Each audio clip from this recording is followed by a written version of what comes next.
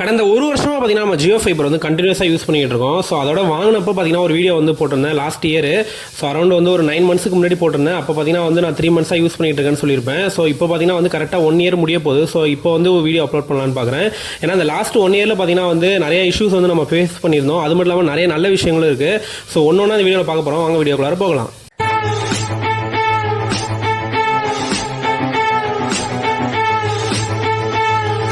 Hi hello வணக்கம் welcome back to our அன்மஜஸ் YouTube channel. இனி நம்ம பார்க்க போகிறது பார்த்தீங்கன்னா ஜியோ வந்து பார்த்தீங்கன்னா லாஸ்ட் 1 இயராக நம்ம ஜியோ ஃபைபர் வந்து யூஸ் பண்ணிட்டு இருக்கோம். அதில் வந்து பார்த்தீங்கன்னா நிறைய வந்து பிரச்சனைகள் நம்ம வந்து ஃபேஸ் பண்ணியிருக்கோம். அதே போல் நிறைய நல்ல விஷயங்களும் இருக்குது. ஸோ நிறைய பேர் ஹைலைட் பண்ணாத விஷயங்களை நம்ம சொல்லணும்னு பார்க்குறோம். ஸோ குறிப்பாக வந்து பார்த்தீங்கன்னா இது ஜியோ ஃபைபரை பற்றி தானே தவிர ஜியோ ஏர் ஃபைபரை பற்றி கிடையாது. ஏன்னா ஜியோ ஏர் ஃபைபர் வச்சிருக்கீங்க அப்படின்னா உங்களுக்கு வந்து இன்னும் நிறைய பிரச்சனைகள் வந்து வரலாம். குறிப்பாக சொல்லணும்னு பார்த்தீங்கன்னா ஜியோ ஃபைபர் பொறுத்த வரைக்கும் பார்த்தீங்கன்னா ஒயர் கனெக்ஷனாக வருது. ஸோ அதனால் பார்த்தீங்கன்னா வந்து மழையோ வெயிலோ எந்த ஒரு பிரச்சனையும் இல்லாமல் ஒயர் வந்து கட் ஆகாத வரைக்கும் வந்து ஓரளவு வந்து ஸ்பீட் நல்லா இருக்கு. பட் இதே ஜியோ ஏர் ஃபைபர் போறீங்க அப்படின்னா அது வந்து ஒயர்லெஸ்ஸாக வருது. அதாவது பார்த்தீங்கன்னா உங்கள் வீட்டோட மாடியில் வந்து ஒரு ஆண்டனா வச்சிருப்பாங்க. அதில் வந்து பார்த்தீங்கன்னா வந்து சேட்டலைட்லேருந்து வர கனெக்ஷனை வந்து ரிசீவ் பண்ணி இது வந்து கொடுக்குது. நம்ம இன்டைரக்ட் மாதிரி தான், கொடை இல்லாமல் பார்த்தீங்கன்னா வந்து அதுக்கு பதிலாக ஒரு ஆண்டனா மாதிரி மட்டும் வந்து மாடியில் வந்து வச்சிருவாங்க. ஸோ அது மூலியமாக பார்த்தீங்கன்னா வீட்டுக்குள்ளார வந்து ஒரு செட்டாப் பாக்ஸ் மாதிரி ஒன்று இருக்கும். அதில் வந்து இன்டர்நெட் வந்து டிஸ்ட்ரிபியூட் ஆகும் வைஃபை ரவுட்டர் மூலியமா. ஸோ இப்போ இதை கம்பேர் பண்ணுறப்ப பார்த்தீங்கன்னா ஜியோ ஃபைபர் பார்த்தீங்கன்னா வந்து நார்மலாக வந்து முன்னாடிலாம் வந்து வீட்டுக்கு வந்து கேபிளில் ஒயர் வரும்ல, அதே போல் பார்த்தீங்கன்னா வந்து கேபிள் ஒயர் மாதிரியே வந்து ஒரு ஒயரை கொண்டு வந்து இந்த பாக்ஸில் வந்து கொடுத்துருவாங்க. இதுக்கு வந்து நம்ம பவர் சப்ளை மட்டும் கொடுத்து நம்ம வீட்டுக்குள்ள வந்து வைஃபை யூஸ் பண்ணிக்கலாம். ஸோ இது ரெண்டுத்தையும் கம்பேர் பண்ணுறப்போ இது ஜியோ ஃபைபர் கொஞ்சம் பெட்டராக இருக்குது. ஏன்னா நம்ம பார்த்தீங்கன்னா வந்து ஜியோ ஏர் ஃபைபர் வந்து ஊரில் வந்து வச்சிருக்கோம். ஏன்னா அங்கே ஜியோ ஃபைபர் வந்து ஒயரில் வந்து கிடைக்கல. ஸோ அதனால் ஜியோ ஏர் ஃபைபர் வாங்கணும். இப்போ இங்கே சென்னையில் பார்த்தீங்கன்னா வந்து நம்ம ஜியோ ஃபைபர் வந்து வச்சிருக்கோம். ஈவன் ஜியோ ஃபைபரில் வந்து அதை கம்பேர் பண்ணுறப்போ பார்த்தீங்கன்னா பிளான் எல்லாமே சேம் தான். பட் ஆனால் வந்து கனெக்டிவிட்டி பொறுத்த வரைக்கும் இது வந்து கொஞ்சம் கான்ஸ்டன்ட்டாக இருக்குது. ஜியோ ஃபைபர் பொறுத்த வரைக்கும் ஸ்பீடு வந்து நமக்கு நல்லாவே இருக்குது. ஏன்னா அந்த வீடியோவில் நான் உங்களுக்கு காமிச்சிருப்பேன். வாங்கினப்போ பார்த்தீங்கன்னா அரௌண்ட் 27 MB கிட்ட வந்து ஆவரேஜாக வந்துகிட்டு இருந்தது. 27 to 28 MB அந்த வீடியோவில் நான் இதை லைவாக காமிச்சிருப்பேன். அதில் தான் ஸ்க்ரீன்ஷாட்டே காமிக்கிறேன். இப்போ கரண்ட்டில் வந்து இப்போ நான் வந்து அப்படியே உங்களுக்கு நேரம் வந்து இப்போ எடுக்கிறேன் பாருங்க. இந்த 1 இயரில் பொறுத்த வரைக்கும் பார்த்தீங்கன்னா இந்த ஜியோ ஃபைபரில் வந்து பார்த்தீங்கன்னா எனக்கு வந்து இந்த ஸ்பீடில் வந்து இஷ்யூ வந்ததாக எனக்கு தெரியவே இல்லை. ஏன்னா இந்த ஒரு வாட்டி இந்த மழை மட்டும் ஹெவியாக இருந்தப்போ பார்த்தீங்கன்னா அப்பப்போ வந்து கட் ஆகிட்டு இருந்தது. பட் ஆனால் நம்ம வந்து ஜஸ்ட் சுவிச் ஆஃப் பண்ணிட்டு ஆன் பண்ணுவோம், ஓரளவு வந்து நல்லா தான் இருக்கும். ஸோ இந்த 31 MB குறையாம தான் நமக்கு இருக்குது. 30 MB தான் நமக்கு பிளான். பட் ஆனால் 31 MB 32 MBலாம் பார்த்தீங்கன்னா நைட்டில் சம்டைம்ஸ் வந்து வருது. ஸோ ஸ்பீடு நமக்கு வந்து இந்த இதில் பிரச்சனை இல்லை. பட் அப்போ என்னதான் பிரச்சனைன்னு நீங்கள் கேட்கலாம். ஸோ குறிப்பாக பார்த்தீங்கன்னா வந்து இன்டர்நெட் வைக்கிற வரைக்கும் நான் சொல்லிட்டேன், இன்டர்நெட் வச்சதுலேருந்து ஸ்பீடு எனக்கு நல்லா இருக்குன்னு. இது எல்லாமே ஸ்மூத்தாக போகிற வரைக்கும் எந்த ஒரு பிரச்சனையுமே கிடையாது. இன்கேஸ் ஏதாவது ஒரு பிரச்சனைன்னு வந்துச்சுன்னா அப்போ ஏன்டா ஜியோ வச்சுங்கிற நினைக்கிற அளவுக்கு உங்களை வந்து வச்சு செஞ்சுருவாங்க. ஸோ குறிப்பாக இது எல்லா நெட்வொர்க்லையும் இருக்குது, அதோட மோசமாக இதுலேயும் இருக்குது. ஸோ எதுக்கு நான் சொல்லுன்னு பார்த்தீங்கன்னா வந்து நம்ம இப்போ ஜியோ வந்து வச்சிருக்கோம். இதில் வந்து குறிப்பாக ஆட் ஆனால் பார்த்தீங்கன்னா நம்ம வந்து செட்டாப் பாக்ஸ் வந்து வாங்கியிருப்போம். நம்ம பார்த்தீங்கன்னா வந்து 599 ரூபா பிளான் நம்ம வந்து வச்சிருக்கோம். ஸோ இதில் வந்து பார்த்தீங்கன்னா நமக்கு வந்து செட்டாப் பாக்ஸ் வரும். அதுலேயே பார்த்தீங்கன்னா ஃப்ரீயாக சேனல்ஸ்லாம் வந்துடும். இது வந்து பார்த்தீங்கன்னா ஒரு 1 இயர்க்குள்ளாரே செட்டாப் பாக்ஸ் நின்று போயிடுது. ஸோ எனக்கு நின்று போயிட்டு என் ஃப்ரெண்ட் ஒருத்தருக்கு நின்று போயிட்டு 1 இயர்க்குள்ளாரையே. ஸோ நம்ம வந்து ரெக்வஸ்ட்னு ரைஸ் பண்ணணும்னு வச்சுக்கலாம் டிக்கெட்டு.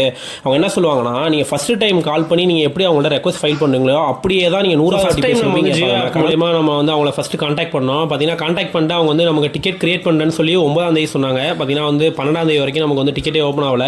அகைன் 2வது வாட்டி நம்ம 12ஆம் தேதி கால் பண்ணி நம்ம பழைய டிக்கெட் ஆச்சுன்னு கேட்குறப்போ உங்களுக்கு பழசு டிக்கெட்டே வந்து ஓப்பன் ஆகலை அப்படின்னு சொல்லி 12ஆம் தேதி ஒரு டிக்கெட் வந்து ஓப்பன் பண்ணாங்க. இதுக்கு வந்து இன்னும் 1 ஹவரில் வந்து இன்ஜினியர் அசைன் ஆகிடுவான்னு சொன்னாங்க. நமக்கு வந்து பார்த்தீங்கன்னா 4-5 டேஸ் ஆகிட்டு இன்ன வரைக்குமே நமக்கு வந்து இன்ஜினியர் வந்து அசைனும் ஆகலை. அசைன் ஆனதுக்கப்புறம் அவங்க ஷெடியூல் பண்ணிவிட்டு ஒரு நாள் வருவாங்களாம். ஸோ அவங்க எப்போ வருவாங்கன்னு தெரியல. ஸோ இது மட்டும் ஃபஸ்ட்டு டிக்கெட் கிடையாது. இதே போல் நம்ம ஊரில் இருக்க ஏர் ஃபைபருக்கு நம்ம நிறைய டைம் வந்து கான்டாக்ட் பண்ணியிருக்கோம். ஸோ ரிமோட் சேஞ்சுக்கு அதுக்கு இதுக்குன்னு எல்லாத்துக்குமே பார்த்தீங்கன்னா ஒரு 15 நாள் மினிமமாக குறையாமல் ஆகிடும். ஸோ அந்த மாதிரி வந்து ஒரு சர்வீஸ் வந்து ஸ்டாப் ஆகிட்டுனா நீங்கள் வந்து இந்த கஸ்டமர் கேரை ரீச் பண்ணுறதும் அவங்கள்ட்ட வந்து ஒரு சர்வீஸ் வந்து வாங்குறது தான் பெரிய சேலஞ்ச். டேட் பார்த்தீங்கன்னா 23 செப்டம்பர் அரௌண்ட் 11 நாள் கழிச்சு நம்ம இந்த வீடியோ காமிக்கிறோம். ஸோ இப்போ வரைக்கும் பார்த்தீங்கன்னா அதே ஸ்டேட்டஸ்லேயே தான் இருக்குது. ஸோ ஃபைனலாக பார்த்தீங்கன்னா ஓவராலாக வந்து இந்த கம்ப்ளைண்ட் ஸ்டார்ட் ஆனது பார்த்தீங்கன்னா 9th சொன்னேன். ஸோ அதுலேருந்து பார்த்தீங்கன்னா அரௌண்ட் 15 நாளைக்கிட்ட ஆக போகுது. இன்ன வரைக்கும் பார்த்தீங்கன்னா எந்த ஒரு அப்டேட்டுமே இல்லை இந்த இடத்துல. ஸோ நமக்கு பார்த்தீங்கன்னா இன்றைக்கி ஒருத்தர் கால் பண்ணார். கால் பண்ணிட்டு நாளைக்கு வரலாமாங்கிற மாதிரி கேட்டார். பட் ஆனால் அதுக்குமே பார்த்தீங்கன்னா இந்த மாதிரி வந்து மினிமமாக 15 டேஸாவது உங்களோட கம்ப்ளைண்ட் வந்து அவங்களுக்கு ரீச் ஆகிறதுக்கே வந்து டைம் எடுத்துருது. ஈவன் நீங்கள் வந்து சோஷியல் மீடியாலலாம் நீங்கள் வந்து போய் கம்ப்ளைண்ட் பண்ணுறீங்க, இன்கேஸ் இன்ஸ்டாகிராம்லையோ ஃபேஸ்புக்லேயோ கம்ப்ளைண்ட் பண்ணுறீங்க அப்படின்னா நான் அந்த டிக்கெட்டில் காமிச்ச மாதிரியே மேலே ஸ்டேட் எஸ்கலேஷன் ஒன்று இருக்கும்.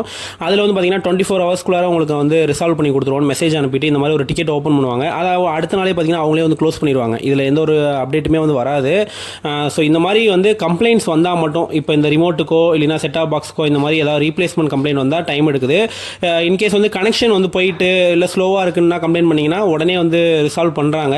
ஏன்னா கனெக்ஷன் வந்து ஃபெயில் ஆகிறது பார்த்தீங்கன்னா உங்களுக்கு மட்டும் இல்லாமல் மற்றவங்களுக்கு இருக்கிறதுனால வந்து ஓரளவு வந்து சீக்கிரம் சீக்கிரமாக வந்து அந்த டிக்கெட்லாம் வந்து ரிசால்வ் பண்ணி கொடுக்குறாங்க.